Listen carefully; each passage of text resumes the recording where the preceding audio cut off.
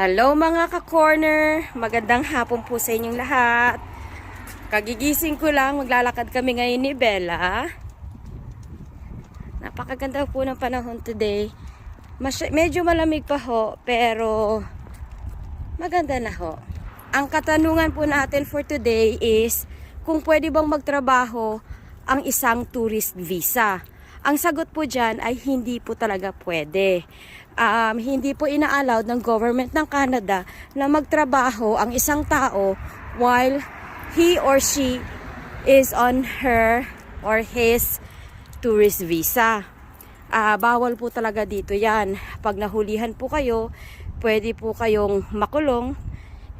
Dadalhin ho kayo sa Embahada ng Pilipinas dito sa Canada, kung saan man yun, and ipapadeport po kayo right away, and ang mangyayari po doon ay i-deport po kayo ng Canada as illegal alien. Yun po yung ang pagkakaalam ko. Pero meron po akong nabasa the other day, kasi nagbabasa po ako ng mga stuff about what's going on. Starting daw po ng April of 2025 next year, babaguhin daw po nila ang rules and regulation for people coming to Canada with a tourist visa. Ang sabi po dun sa nabasa ko, i-allow daw po nila ang mga tao with a tourist visa na magtrabaho. Pero i-allow lang nila kapag merong employer na magsasign para sa kanila, yung legit na employer.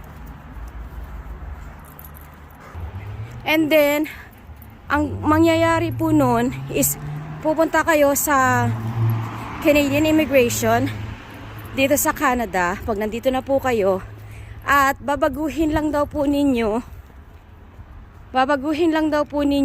ang status nyo. Magre-reapply po kayo ng tourist visa with a working permit. Second na question na kung pwede bang mag-apply ng working permit. So, kapag nandito na po kayo sa Canada, hindi po kayo allowed na mag-apply ng working permit. Kasi nga po, nasa tourist visa kayo at hindi po nila ina-allowed na magtatrabaho kayo dito while on your tourist visa. Pero sa rules and regulation ngayong coming ng April of 2025, sabi po nila doon, you can reapply your status. You can go to Canadian Immigration, apply for a different kinds of visa, which is tourist visa with working permit.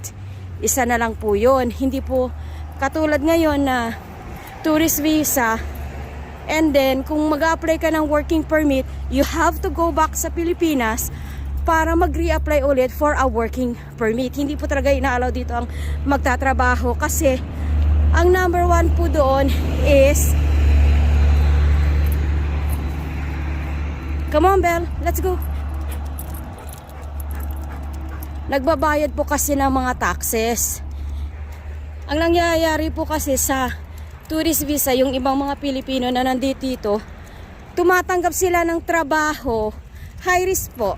Nagtitake sila ng high risk na kung mahuli, right? So, ang nangyayari po kasi doon, naga-under the table sila. And, ang karaniwan lang po talaga na nagbabayad ng under the table is yung mga Filipino na may mga businesses dito na ayaw magbayad ng sapat na pagbabayad. And because nasa tourist visa ka and kailangan mo ng konting pera, so kailangan kumita, so papatusin nila yung mga maliliit na sahod. And dahil because nasa Canadian dollar, so pag iuwi sa Pilipinas, talagang malaki po yung pera. So ganun po yun. Ito nga po pala ang Bessie Nichols. Ayan.